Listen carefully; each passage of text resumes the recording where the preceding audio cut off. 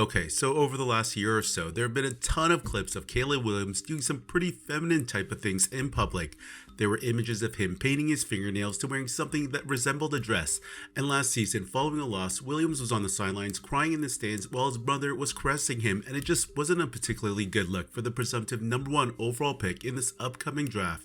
Anyways, fast forward to a couple days when USC's women's basketball team was playing against the Kansas Jayhawks and Caleb Williams was in attendance. But watch this clip of him here that's been going viral, making the rounds on social media.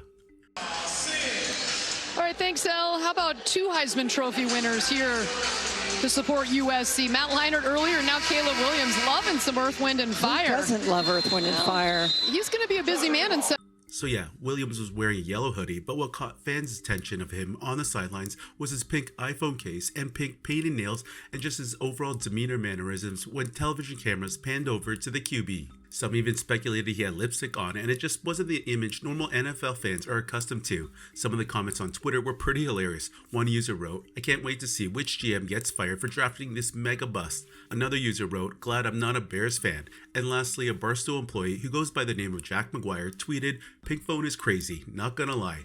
And this tweet finally got a response out of Caleb Williams as he replied, "Your profile pic is crazy, not gonna lie." Anyways, there were a few pundits who decided to chime in on this issue, one being former Redskins QB RG3, who wrote, "Let Caleb Williams be Caleb Williams. Ain't nothing wrong with him wearing pink fingernail polish and having a pink phone case. Quite frankly, if he goes to Chicago, then Bears fans should be rocking whatever he is. Stop the hate and accept him for who he is."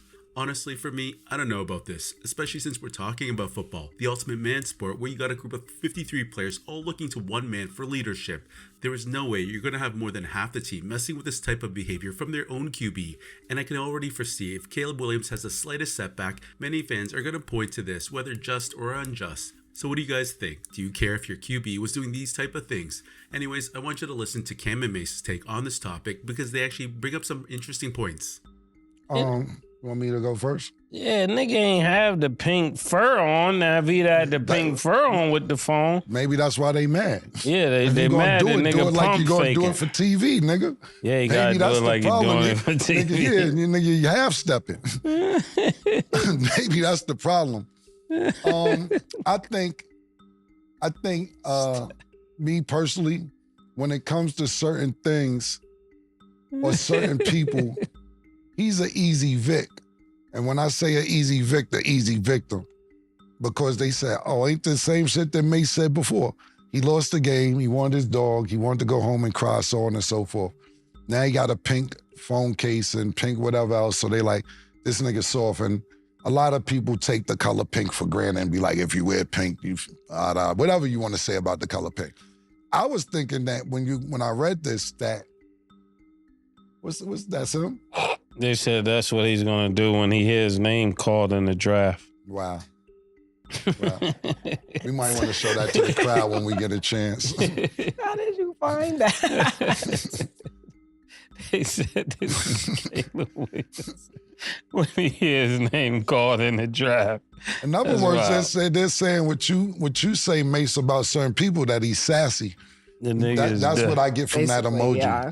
But as far as people are attacking him on Twitter, look, man, you're going to get attacked on Twitter. That's why when I read it, I wanted to get some more context about it. If they didn't I thought they was born him at USC, and I was about to say, that's just ridiculous because he's basically a legend. He's about to go #1 in the NFL draft. So I'm like, if they're giving you grief at home, god damn. But if it's a Twitter thing, look, the internet to this day, I'm talking about day one of the internet to this day, is undefeated. You don't win on the internet. Nobody wins. You cannot beat the internet. It's just not gonna happen. So if I was Caleb Williams, I wouldn't pay this too much mind. I think that if I was Caleb, I'd say, yo, y'all pay me more mind than Juju Watkins. You should have been there to watch Juju Watkins bust ass and the USC Trojan female team, because they looking spectacular.